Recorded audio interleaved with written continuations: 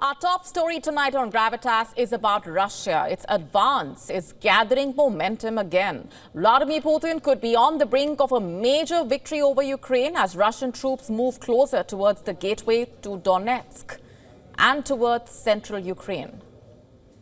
We are talking about the strategic Ukrainian town of Pokrovsk. And that's not even all. Russia has warned it will retaliate to Ukraine's recent attack on a southern airfield with US-supplied missiles. On Wednesday, the US warned that Russia might soon use the Oreshnik missile against Ukraine again. Will the United States be able to stop Russia's Oreshnik? We get to that in just a bit. First, Russian forces have made significant tactical advances and are now just 3 kilometers from the southern outskirts of Pokrovsk. But why is the city so crucial? Why has it become such a crucial flashpoint in the war? And what is its importance for Russia? Before we go any further, have a look at these visuals we're about to show you. You can hear the sound of heavy fighting on the outskirts of Pokrovsk.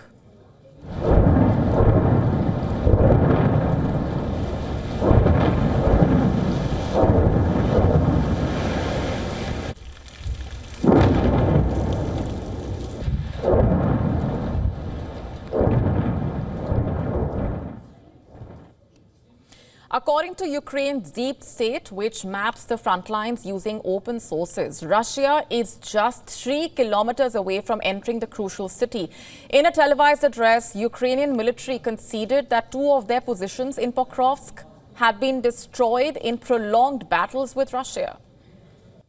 For Ukraine, Pokrovsk is extremely important. The city, located in the eastern Donetsk region, lies on key road and rail networks used by the Ukrainian military to supply and reinforce troops on the eastern front line, as well as to evacuate the wounded, like the embattled towns of Chasiv Yar, located 60 kilometers away, and Kostiantynivka in the Donetsk region, located around 55 kilometers away.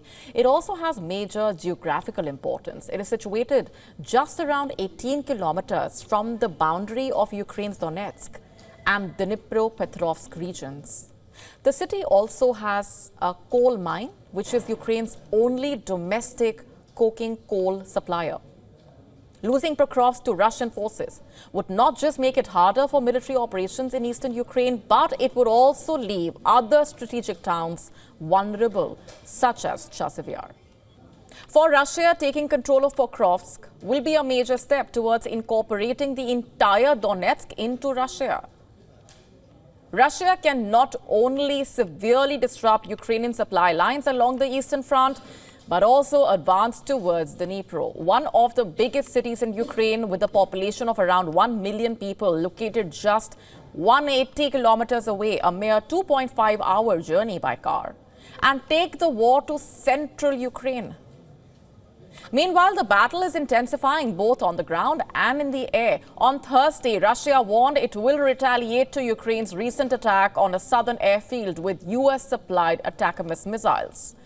The Russian President Vladimir Putin, remember, had threatened to launch Russia's new hypersonic ballistic missile Oreshnik at the heart of Kiev if Ukraine continued its missile strikes on Russian soil with US weapons. The Russian Defense Ministry on Wednesday accused Ukraine of using ATACMS missiles to strike an airfield in the port city of Taganrog, located in the southern Rostov region. The Kremlin spokesman Dmitry Peskov on Thursday stated that Russia's response would come, quote-unquote, in a way deemed appropriate. He further made it clear that retaliation would, quote-unquote, definitely follow. The US, remember, only recently gave Ukraine the green light to launch ATACMS missiles at Russian targets after months of requests from Kiev. On Wednesday, the US warned that Russia might soon use Oreshnik missiles against Ukraine again. The question looms, can the US intercept Russia's Oreshnik? Deputy Pentagon Press Secretary Sabrina Singh told reporters that US intelligence cautioned that Russia could deploy the missile in the coming days.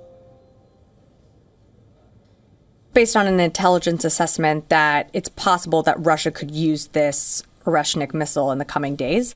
Meanwhile, the U.S. State Department has approved a $266 million foreign military sales package for Ukraine, a move that is expected to bolster Ukraine's F-16 fighter jets.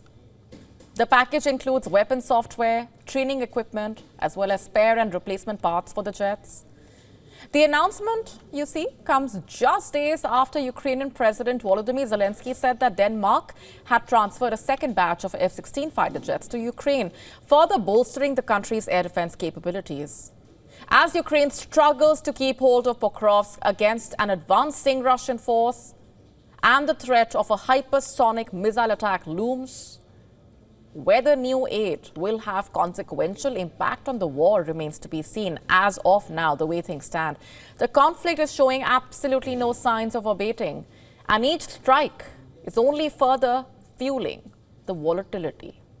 To stay up to speed with the latest news, download the WION app and subscribe to our YouTube channel.